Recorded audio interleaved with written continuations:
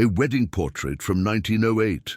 When enlarged, it revealed the priest was already dead. Have you ever looked at an old photograph and felt that something was off? Today, I'm going to share with you one of the most unsettling discoveries in photographic history. A wedding portrait from 1908 that seemed perfectly normal until modern technology revealed something that shouldn't have been possible. What started as a simple family heirloom became a mystery that still haunts researchers today. If you're enjoying this kind of content, don't forget to leave a like. It really helps the channel. And speaking of channels, I'm also developing another channel focused on historical mysteries from around the world. Check the link in the description if you're interested. So, let me take you back to Boston, Massachusetts in the early 1900s, where a young couple's happiest day would become the center of an unexplainable phenomenon. The autumn rain drummed steadily against the windows of the Victorian house on Beacon Hill as Sarah Whitmore climbed the narrow stairs to her grandmother's attic. October 2019 had brought more than just falling leaves to Boston. It had brought the task of clearing out the family estate after her grandmother Eleanor's passing at the age of 97. Sarah pushed open the heavy attic door, dust motes dancing in the beam of her flashlight. The space was exactly as she remembered from childhood, cramped, musty, and filled with over a century of family history. Trunks lined the walls, their brass fittings tarnished with age.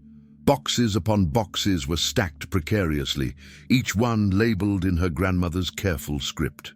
Wedding album, 1908, caught her eye immediately. Sarah had always been fascinated by family history, and she knew this was her great-great-grandparents' wedding album, Margaret and Thomas Whitmore, married on a crisp November day in 1908. She carefully lifted the leather-bound album, its cover cracked but still intact. As she opened it, a loose photograph slipped out and fluttered to the floor. Unlike the other sepia-toned images carefully mounted in the album, this one seemed to have been stored separately, wrapped in tissue paper that had long since yellowed. The photograph showed the wedding party assembled on the steps of St. Mary's Catholic Church. Margaret stood radiant in her high-necked gown, Thomas beside her in his finest suit. Family members flanked them on either side, and there, standing slightly apart at the edge of the group, was Father Michael O'Brien, the priest who had officiated the ceremony. Something about Father O'Brien's image made Sarah pause. While everyone else in the photograph faced the camera with the typical stern expressions of early 20th century photography, the priest seemed different. His face was turned slightly away, his features less distinct, almost as if he were fading into the background of the image itself. Sarah brought the photograph downstairs to better light. Her husband, David, was a professional photographer with a high-end scanner in his home office. "Mind if I borrow your equipment?" she asked, showing him the photo. "There's something odd about this picture." David examined it with a photographer's eye. "The composition is strange," he agreed. "See how everyone else is positioned? They're all equidistant from the camera, but this priest, he's standing about 3 feet further back. And look at the shadows." He was right. The shadows cast by the wedding party were all consistent with the afternoon sun, falling uniformly to the left. But Father O'Brien cast no shadow at all. "Let me scan this at high resolution," David said, intrigued now. "We can blow it up and see what's really going on." As the scanner hummed to life, Sarah found herself studying the priest's face more closely. There was something unsettling about his expression, or lack thereof. While everyone else showed the strain of holding still for the long exposure time required by 1908 cameras, Father O'Brien appeared perfectly, unnaturally still. The high-resolution image appeared on David's computer screen, and he began to zoom in on different sections. The detail was remarkable. You could see the intricate beadwork on Margaret's dress, the watch chain on Thomas's vest, even the grain of the church's wooden doors. But when David zoomed in on Father O'Brien, they both gasped. The priest's face, when magnified, seemed to be composed of something different than the rest of the photograph. While the other figures showed the expected grain and aging of early photographic emulsion, Father O'Brien's image had an unusual quality. almost translucent, as if he were made of fog rather than flesh. "This can't be right," David muttered, adjusting the contrast and brightness. "It's like he's not really there." Sarah remembered something. "Gran used to tell stories about the family," she said slowly. "She mentioned that there was some kind of scandal about their wedding, but she never explained what it was. She'd just say that some secrets were better left buried." If you're enjoying this mystery so far, don't forget to hit that like button and subscribe to the channel. It really helps me out. David continued to examine the photograph with various filters and adjustments. "Sarah, look at this," he said, pointing to the area around Father O'Brien. "The emulsion pattern is different here. It's almost as if this part of the photo was exposed differently or at a different time." They spent the next hour going through the wedding album, looking for more photos of Father O'Brien. He appeared in 3 other images, and in each one, he had that same ethereal quality, that same absence of shadow, that same unsettling stillness. "We need to research this," Sarah decided. "I want to know who Father O'Brien was and why he looked so strange in these photos." As she gathered the photographs, a small piece of paper fell from between the album's pages. Written in faded ink, in her great-great-grandmother Margaret's handwriting, were the words, "May God forgive us for what we've done. The dead should rest, but he would not let us be." Sarah and David exchanged glances. What had happened at that wedding in 1908, and why did Father O'Brien appear so ghostly in every image? The rain continued to fall outside, but inside the warm house, Sarah felt a chill run down her spine. She had the feeling that in uncovering this photograph, she had opened a door to a mystery that her family had tried to keep closed for over a century. The next morning found Sarah at the Boston Public Library's research room, surrounded by microfilm readers and dusty volumes of church records. The librarian, Mrs. Chen, had been incredibly helpful in pulling newspapers from 1908 and the years surrounding it. "Looking for anything specific?" Mrs. Chen asked, setting down another box of microfilm.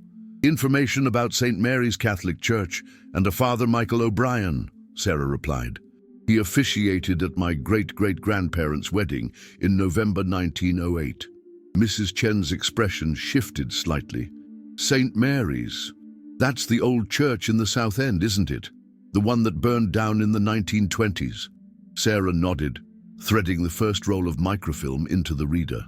She started with the Boston Globe archives from 1908, searching for any mention of Father O'Brien or the Whitmore wedding. Hours passed as she scrolled through page after page of news from over a century ago. Stories of President Roosevelt, local politics, and social events filled the screens. Then, in the October 15, 1908 edition, she found what she was looking for, sort of. "Local priest dies suddenly," read the headline. The article was brief. "Father Michael O'Brien, 42, beloved priest of St. Mary's Catholic Church, passed away yesterday evening after a brief illness." Father O'Brien had served the parish faithfully for 15 years and was known for his compassion and dedication to the immigrant community. Services will be held on October 18th. Bishop McKenna will oversee parish duties until a replacement can be found. Sarah's hands trembled as she checked the date again. October 15th, 1908. Her great-great-grandparents were married on November 8th, 1908. According to this newspaper, Father O'Brien had been dead for over 3 weeks before the wedding. She quickly found the November 9th edition, searching for the wedding announcement. There it was, complete with a small version of one of the wedding photos. "Whitmore Sullivan wedding celebrated. Mr. Thomas Whitmore and Miss Margaret Sullivan were united in holy matrimony yesterday at St. Mary's Catholic Church. Father James Donnelly officiated at the ceremony, which was attended by family and friends." Father James Donnelly? Not Father O'Brien? Sarah printed both articles and continued her search. She found Father O'Brien's obituary, which provided more details about his life. He had been born in County Cork, Ireland, came to America as a young man, and had dedicated his life to serving Boston's growing Irish immigrant population. The obituary mentioned his sudden illness, but provided no specifics about what had killed him. Moving to the church records, Sarah discovered something even more puzzling. The official marriage register at St. Mary's, which she accessed through digitized diocesan archives, clearly showed her great-great-grandparents' marriage entry. The officiating priest was listed as Rev. M. O'Brien. How could Father O'Brien have officiated the wedding if he had died 3 weeks earlier? And why did the newspaper report a different priest entirely? Sarah's phone buzzed. It was a text from David. Found something. Come home when you can. Leave a comment about what you think is happening in this story so far. She gathered her materials and thanked Mrs. Chen. As she was leaving, the librarian called after her. Miss Whitmore, you might want to look into the spiritualism movement of the early 1900s. Boston had quite an active community, especially after the flu pandemic. Just a thought. Back home, David had set up multiple monitors displaying various versions of the wedding photograph. I've been analyzing this all morning, he said. Look at what happens when I isolate different spectral layers of the image. He clicked through several filters. In one, Father O'Brien disappeared entirely. In another, only his outline remained, like a pencil sketch on the photograph. But here's the really strange part, David continued. He pulled up a magnified section, showing the church steps where Father O'Brien stood. See these marks on the stone? They look like water stains, but they're only visible in the area where he's standing. Sarah shared her discoveries from the library. David whistled low. So we have a dead priest in a wedding photo, conflicting records about who officiated, and your great-great-grandmother's cryptic note about the dead not resting. The librarian mentioned spiritualism, Sarah said. The practice of trying to communicate with the dead. It was huge in the early 1900s. David pulled up his laptop. Let's see what we can find about spiritualism in Boston around that time. They discovered that Boston had indeed been a hotbed of spiritualist activity. The city had dozens of mediums, seance circles, and spiritualist churches. Photography was often used in seances with spirit photographers claiming to capture images of the deceased. But those were all proven to be fakes, David said. Double exposures, manipulated plates, that sort of thing. Sarah studied the wedding photo again. This doesn't look like a double exposure, though. Father O'Brien is integrated into the scene. He's standing behind some people, in front of the church doors. The spatial relationships are perfect. They found an online forum dedicated to historical mysteries and posted the image, asking for opinions. Within hours, responses poured in. Some suggested photographic manipulation, others proposed supernatural explanations. One response caught Sarah's attention. Check the Boston Spiritualist Society records. They kept detailed accounts of all manifestations and spirit photography attempts. Your great-great-grandmother's maiden name, Sullivan. There was a medium named Rose Sullivan operating in Boston around that time. Possibly related. Sarah felt a chill. Margaret Sullivan. Could her great-great-grandmother have been related to a spiritualist medium? It would explain the family's silence about the wedding scandal. As night fell, Sarah found herself staring at Father O'Brien's face in the photograph. The more she learned, the more questions arose. Had her ancestors attempted some kind of spiritualist ritual? Had they tried to include their beloved priest in the wedding ceremony despite his death? And most unsettling of all, if this was some kind of trick or manipulation, why did Father O'Brien look so real, so present, yet so impossibly otherworldly in the photograph? The Massachusetts Historical Society occupied a stately building on Boylston Street, its archives containing centuries of Boston's history. Sarah had made an appointment with Dr. Patricia Hartwell, an expert on early 20th century spiritualism in New England. The Sullivan family, Dr. Hartwell mused, examining the wedding photograph through a magnifying glass. Yes, I'm familiar with that name. Rose Sullivan. was one of Boston's most prominent mediums between 1905 and 1915. She led Sarah to a climate-controlled storage room and pulled out several boxes of documents. The spiritualist movement kept meticulous records. They were trying to prove the scientific validity of their practices, you see. Every séance, every manifestation, every attempt at spirit photography was documented. Sarah helped Dr. Hartwell spread out the materials on a research table. There were photographs, handwritten journals, newspaper clippings, and typed reports. One photograph made Sarah's breath catch. It showed a woman who looked remarkably like her great-great-grandmother Margaret, but dressed in the flowing robes favored by mediums of the era. "That's Rose Sullivan," Dr. Hartwell confirmed, "and based on the resemblance, I'd say she was definitely related to your Margaret." They found a journal entry dated October 20th, 1908, 5 days after Father O'Brien's death. "Mem came to me in great distress. The good father has passed, and her wedding approaches. She fears it cannot be blessed without him, as he had been her confessor since childhood and had promised her dear mother on her deathbed that he would see M married. I have told her of the new photographic methods Dr. Mumler has perfected. Perhaps we can find a way." Sarah's hands shook as she read. "M. That must be Margaret. She went to her relative Rose after Father O'Brien died." Dr. Hartwell nodded grimly. "William Mumler was a famous or infamous spirit photographer. He claimed to be able to capture images of the dead alongside the living. He was tried for fraud in 1869 but acquitted. His methods were never fully explained." They continued through the records. Another entry dated November 7th, 1908, the day before the wedding. "All preparations are complete. I have explained to M and her betrothed what must be done. The photographic plates have been specially prepared according to Dr. Mumler's instructions. Father O'Brien has agreed to attend. I have felt his presence strongly in our circles. M is frightened but determined. She says her mother cannot rest unless the father blesses their union as promised." "My God," Sarah whispered. "They actually tried to photograph a ghost at the wedding." But Dr. Hartwell was frowning. "There's something odd here. Look at this technical note attached to the journal entry."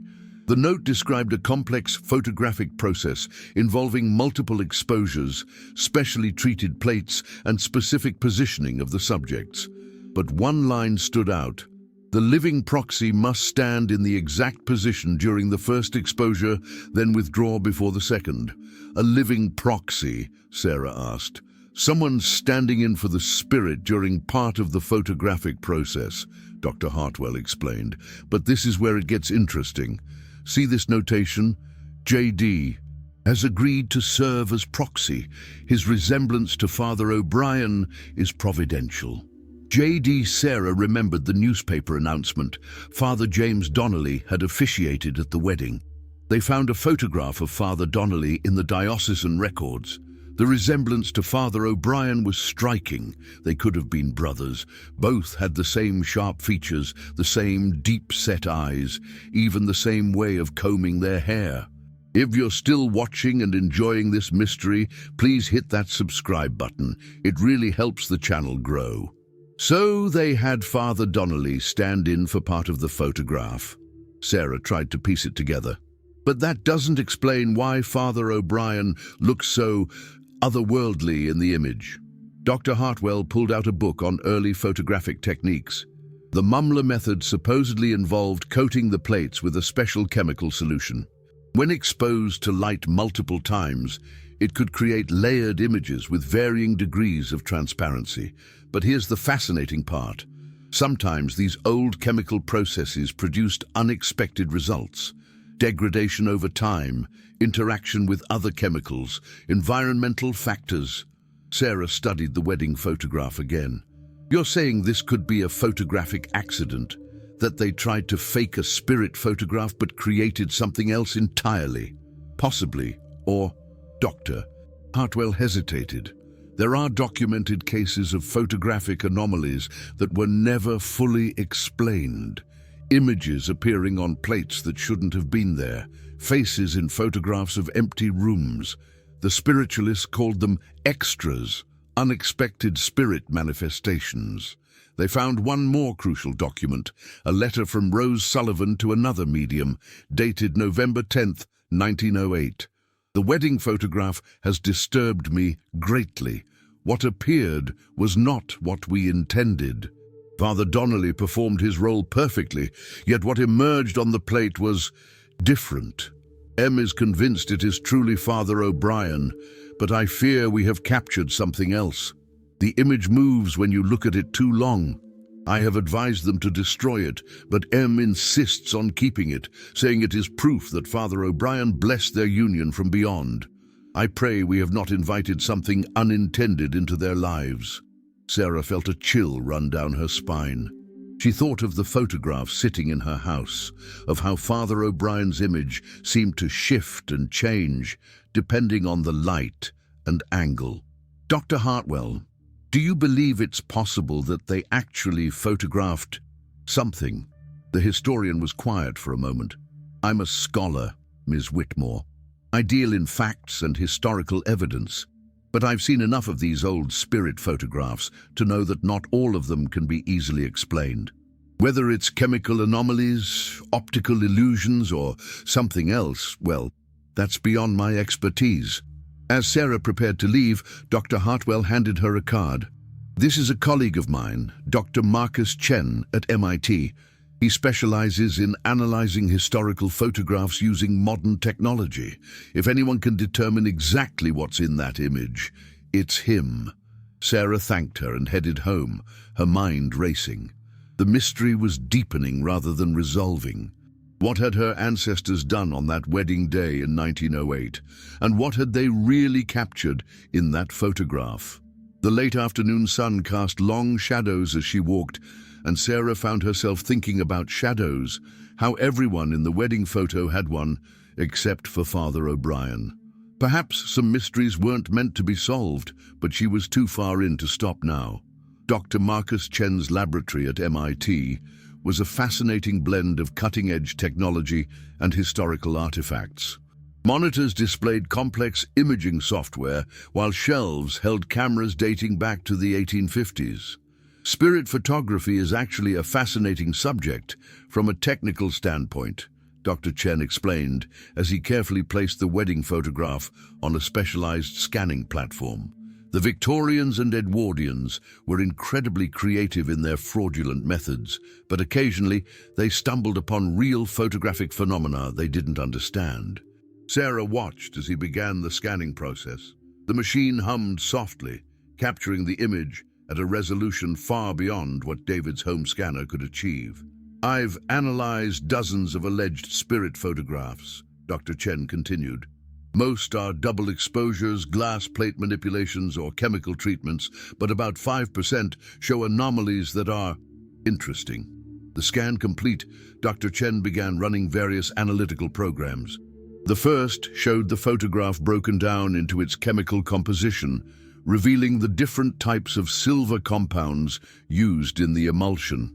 This is definitely period appropriate, he noted.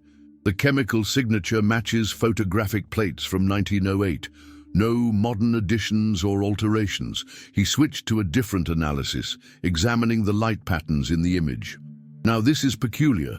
See how the lighting on all the subjects is consistent with a single source, probably afternoon sun. But look at your priest here. Father O'Brien was illuminated differently. While everyone else showed clear directional lighting from the right, the priest seemed to be lit evenly from all sides, as if he were glowing faintly from within. Could that be from the double exposure technique mentioned in the spiritualist records? Sarah asked. Possibly, but Dr. Chen enhanced a section of the image. Look at the edges where Father O'Brien intersects with other elements. The church door here, this person's shoulder there. In a double exposure, you'd expect to see some transparency, some bleed-through, but these edges are sharp, defined. It's as if he's actually standing there, just differently lit.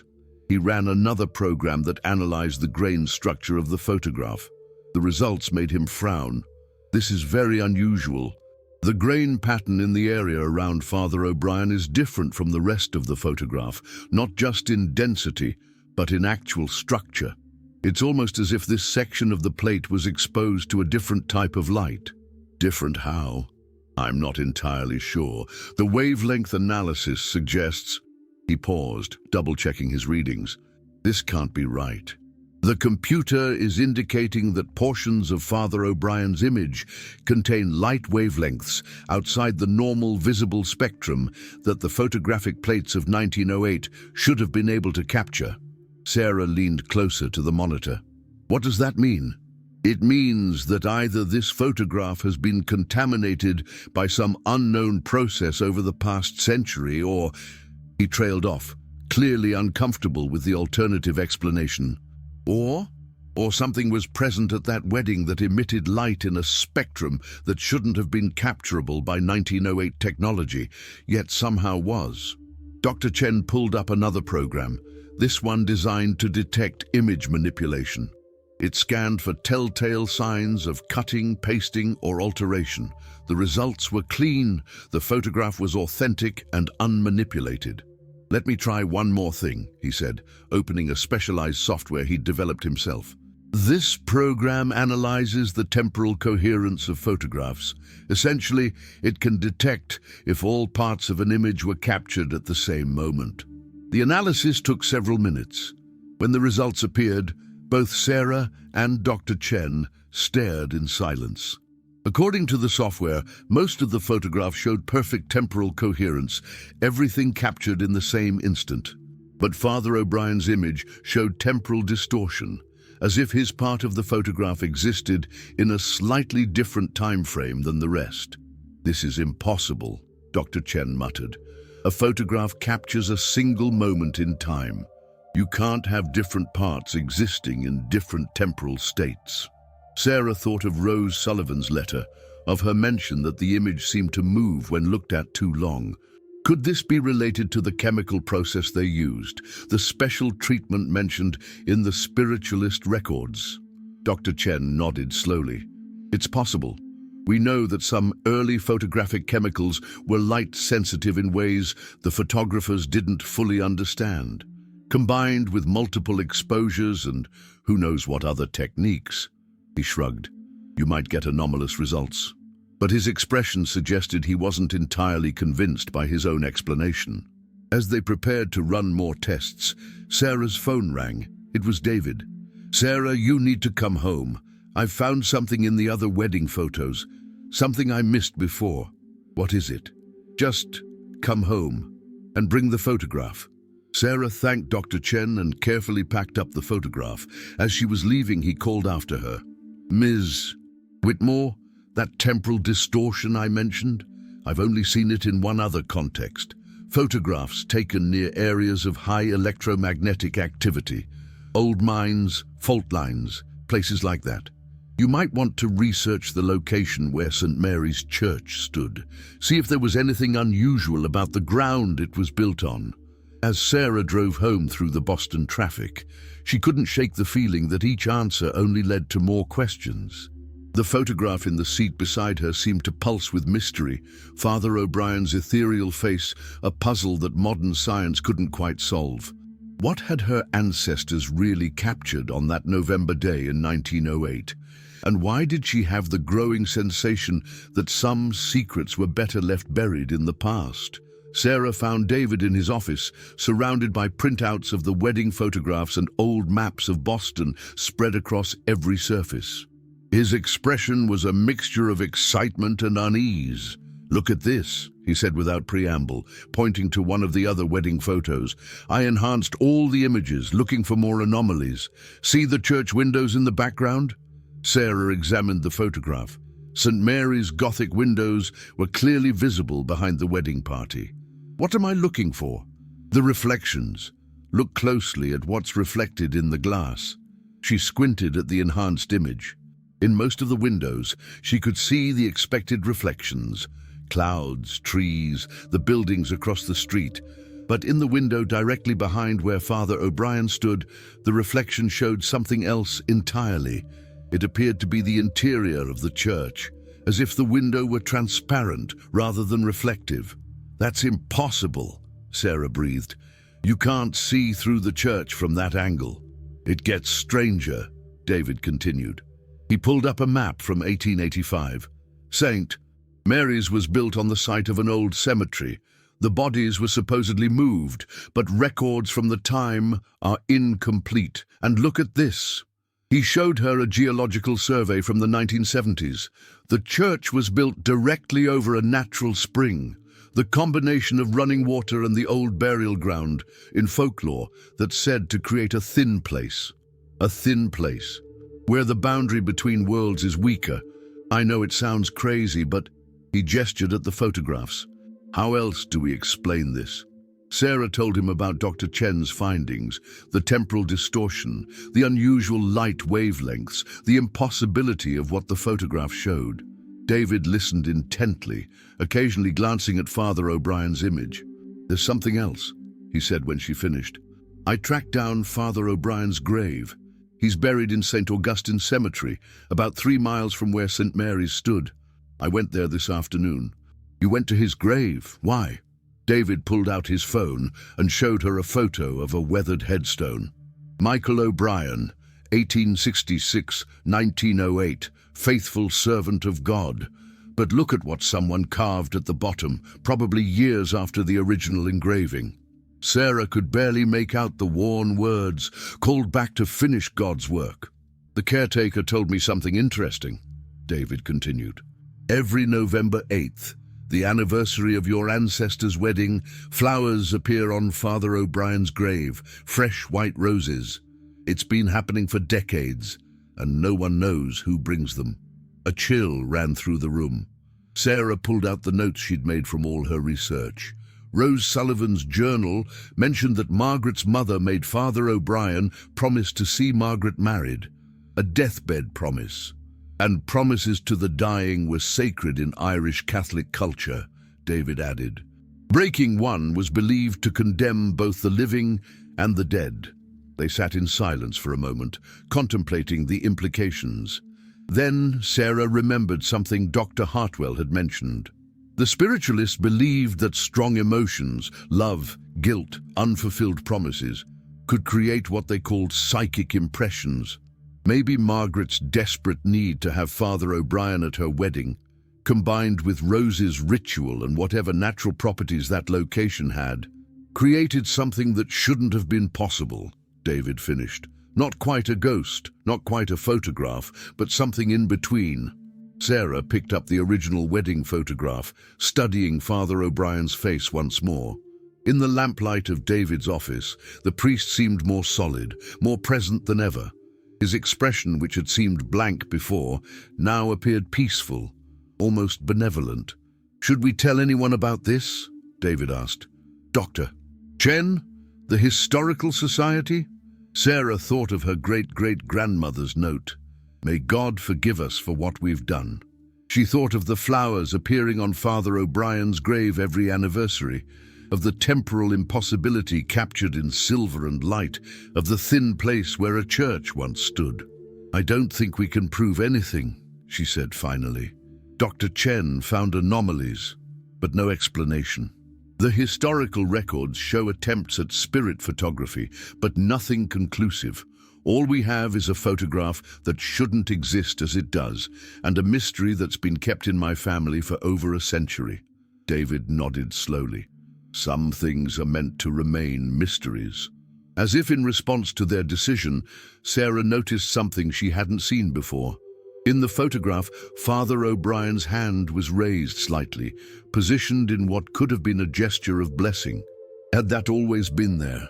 She couldn't remember. That night, Sarah carefully placed the photograph back in the album where she'd found it. Tomorrow, she would return it to the attic, to rest among the other family memories. But she knew she would never forget what they'd discovered. That sometimes the boundaries we think are fixed can blur, that love and duty can transcend even death, and that not all mysteries need to be solved. The rain had returned to Boston, pattering against the windows, as it had on the day she'd first found the photograph. But now, instead of feeling unsettled, Sarah felt a strange peace. Her great-great-grandparents had been married with the blessing they desperately needed, even if that blessing came from beyond the veil. As she turned off the lights and headed to bed, Sarah whispered a quiet thank you to Father Michael O'Brien, wherever or whenever he might be. So there you have it, the mystery of the 1908 wedding photograph. Did Margaret and Rose Sullivan's desperate attempt to include Father O'Brien in the wedding somehow succeed? Was it an elaborate photographic trick that created an unintended anomaly? Or did something else entirely occur on that November day? Something that our modern science still can't fully explain? What do you think happened? Leave your theories in the comments below. I love reading your thoughts, and I try to respond to as many as I can. The photograph remains in the Whitmore family to this day, a tangible reminder that not everything in our world can be easily explained. Whether you believe it was supernatural, scientific, or something in between, one thing is certain. This image has captivated everyone who's studied it for over a century. If you enjoyed this deep dive into photographic mysteries and family secrets, please subscribe to the channel and hit that notification bell so you won't miss our next historical mystery. We'll be exploring more cases where the past refuses to stay buried and where photographs reveal more than they should. Until next time, remember, sometimes the most ordinary family heirlooms can hide the most extraordinary secrets.